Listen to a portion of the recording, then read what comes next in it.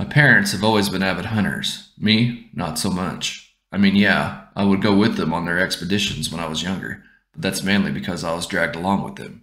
Not that I didn't enjoy hunting. I did, and I loved hanging out with my dad because I would rarely see him any other time. He was always working. But I have since grown up and really enjoyed my time alone when they were gone. Their hunts usually last a few days or so I would have the whole house to myself. We live out in a pretty rural area. I mean, we have neighbors, but they are few and far between.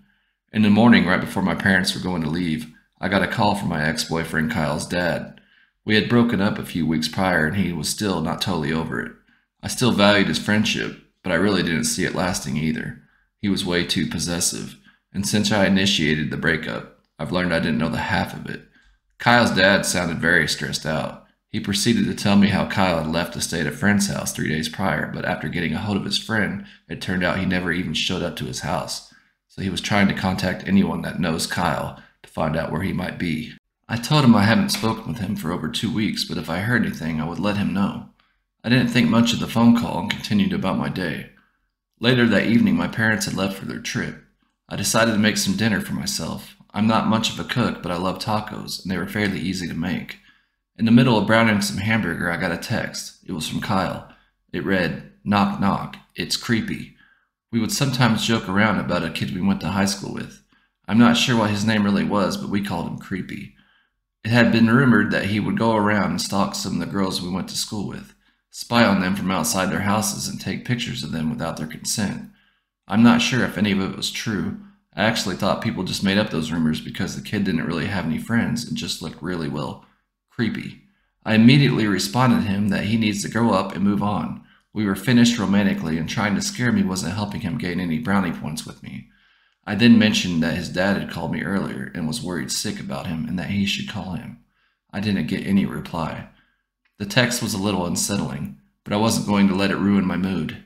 I was determined to relax and enjoy my time alone. After eating my dinner, I watched a couple of movies and fell asleep on the couch. I woke up around 11 and decided to head downstairs to my bedroom and get ready for bed. I put on my PJs and crawled underneath the covers and almost instantly fell back asleep. Right about that time, I got another text on my phone. It read, "Knock, knock." At this point, I got really angry and started to text him back a very long text, calling him every name in the book, when suddenly I hear a knock on my window. 2 knocks. My eyes got very wide. I gasped and froze in absolute terror. I laid there for a few seconds, didn't hear anything else, so I got up and darted upstairs and grabbed my dad's rifle in my parents' bedroom. I turned on all the lights as I ran through the house. I turned on the porch light to the front yard and peeked outside, but didn't see anyone or anything. I unlocked the door and stepped outside, all while holding the rifle out in front of me. My bedroom window was on the left side of the house, so I walked in that direction. It was somewhat windy, so that is all I could really hear. I yelled out, "Kyle, is that you? Knock this crap off. Are you drunk?" I didn't see anyone else, and being outside, even with the gun, I still felt very uneasy. I went back inside and texted my friend Penny to see what she thought I should do. I was very frightened and angry at Kyle for acting this way. She must have been asleep. There was no response. I texted Kyle again and told him if he keeps this up, I was going to call the police and have him arrested. I made sure all the doors were locked and went back to my room. I didn't think I would be able to sleep very well now, so I turned on the television and laid down. I had the rifle close by just in case.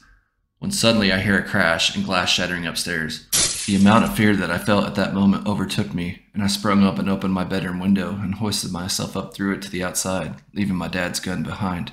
I was out of there. I quickly ran down the driveway to the street and dialed 911 on my phone, alerting the police of my situation. They told me to make my way to the nearest neighbors and wait for them there. They didn't find anyone in my house, and nothing was missing. I got a hold of my parents, and they came back early and picked me up at my friend Penny's house. She let me stay with her.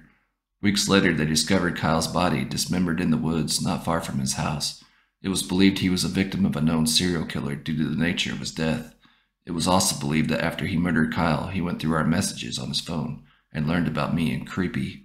He still hasn't been caught.